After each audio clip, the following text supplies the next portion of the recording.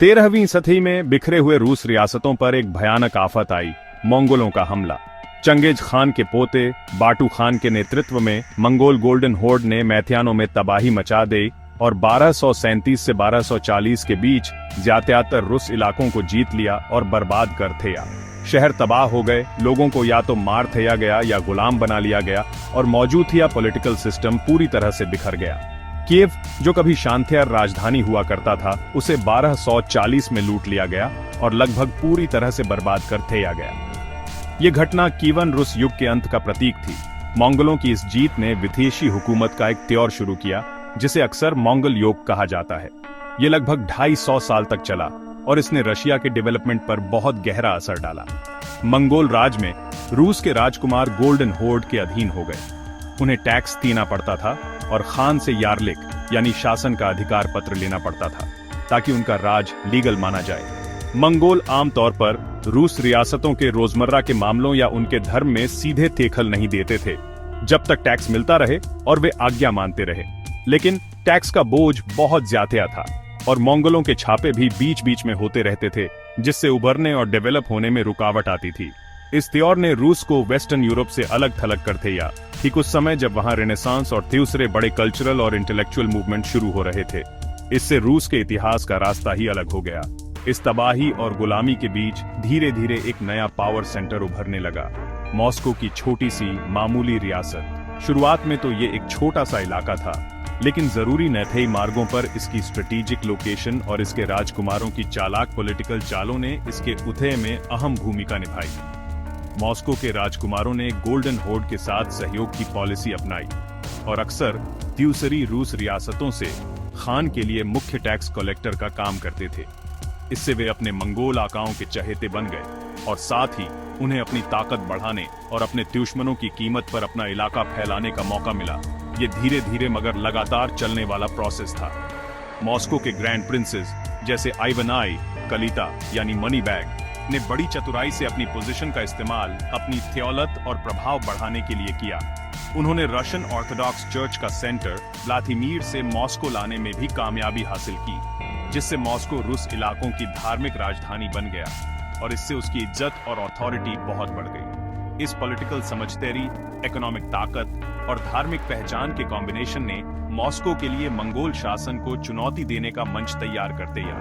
1380 में कुलिशेवो की लड़ाई, जहां मॉस्को के थिमित्री डोंस्कोय ने एक मिलीजुली रूस सेना का नेतृत्व करते हुए मंगोलों पर एक अहम, हालांकि निर्णायक नहीं, जीत हासिल की, एक बहुत बड़ा साइकोलॉजिकल टर्निंग पॉइंट था। इससे मॉस्को वालों का कॉन्फिडेंस बढ़ा और मंगोलों के थेपथेबे के खात्मे की शुरुआत का संकेत मिला।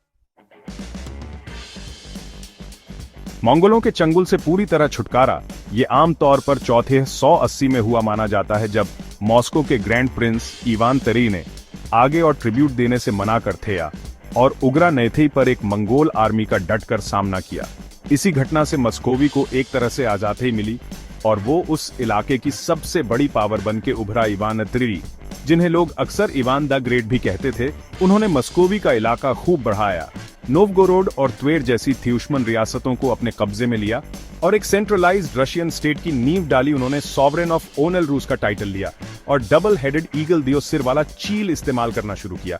यह सिंबल बाइजेंटियम से लिया था, ये दिखाने के लिए कि मॉस्को ही गिरे हुए बाइजेंटाइन एम्पायर का वारिस है। मतलब तीसरा रोम इनके पोते थे, इवान आईवी, जिन्हें सब इवान दी टेरेबल के नाम से जानते हैं। वैसे ज्यादा सही कहें तो इवान दी फॉर्मिडेबल या रॉबथियर कहना चाहिए। वो पहले मस्कोवी रूलर थे जिनका 1547 में बाकायदा चार के तौर पर राज तिलक हुआ। उनका राजना बड़ा कॉम्प्लेक्स मिक्स था। एक तरफ तो प्रोग्रेसिव सुधार और दूसरी तरफ क्रूर तेमन। अपने राज के शुरू में उन्होंने लीगल और एडमिनिस्ट्रेटिव सुधार किए। जेम्सकी सोबोर, मतलब लोगों की एक बड़ी पंचायत या असेंबली बुलाई और मॉस्को का मशहूर सेंट बेसिल कैथेड्रल भी बनवाया। उन्होंने एग्रेसिव मिलिट्री एक्सपेंशन भी किया। कजान और आस्ट्राखान की तातार सल्तनतों को जीता, जिससे वोल्गा नदी का रास्ता खुल गया और साइबेरिया की तरफ पूरब में रशिया का थेपथेबा बढ़ा। ये रशिया के टेरिटोरियल ग्रोथ में एक बहुत बड़ा कदम था। लेकिन इवान आईवी के राज का जो बाद का टाइम था ना, उसमें उनका बढ़ता हुआ वहम और क्रूरता साफ देखती थी और उन्होंने ऑपरेशनिना बनाई।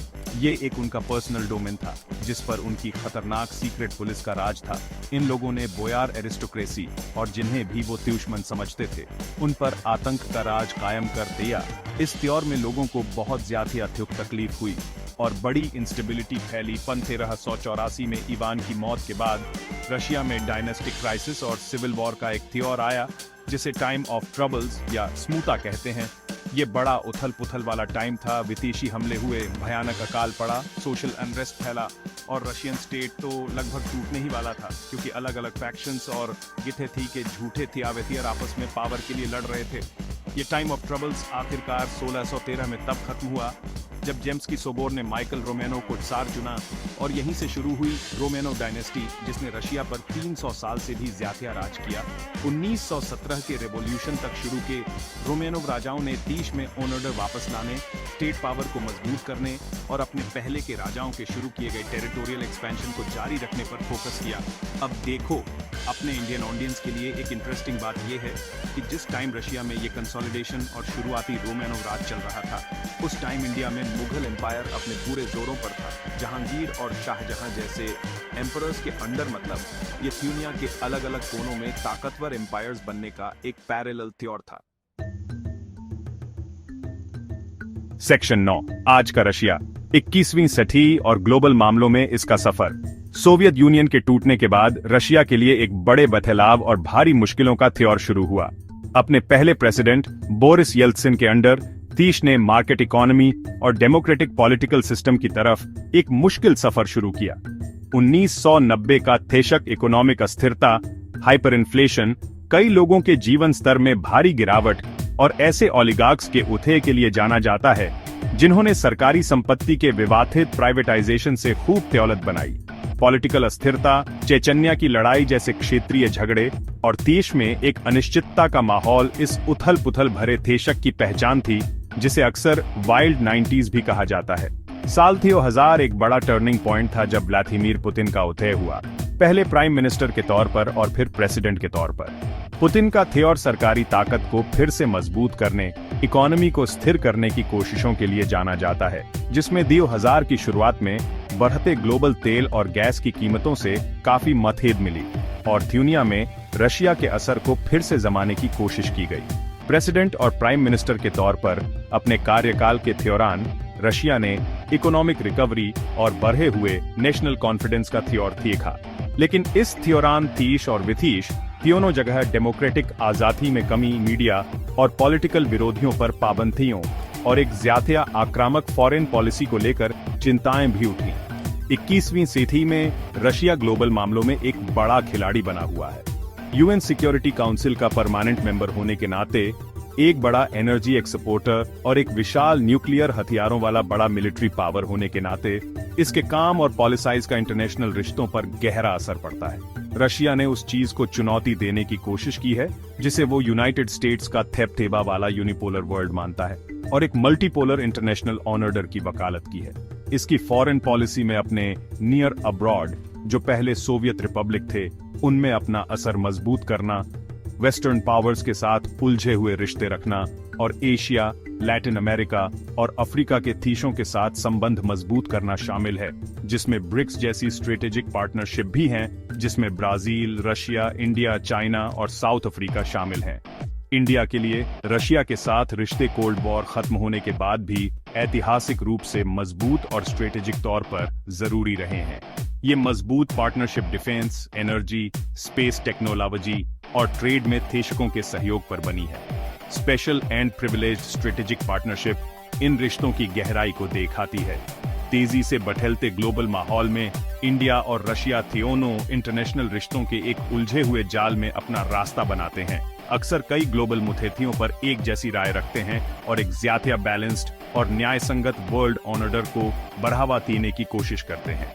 रशिया के लंबे और उलझे हुए इतिहास को समझना, इसके मौजूदा रास्ते और 21वीं सदी के भविष्य को तय करने में इसकी बड़ी भूमिका को समझने के लिए बहुत जरूरी है।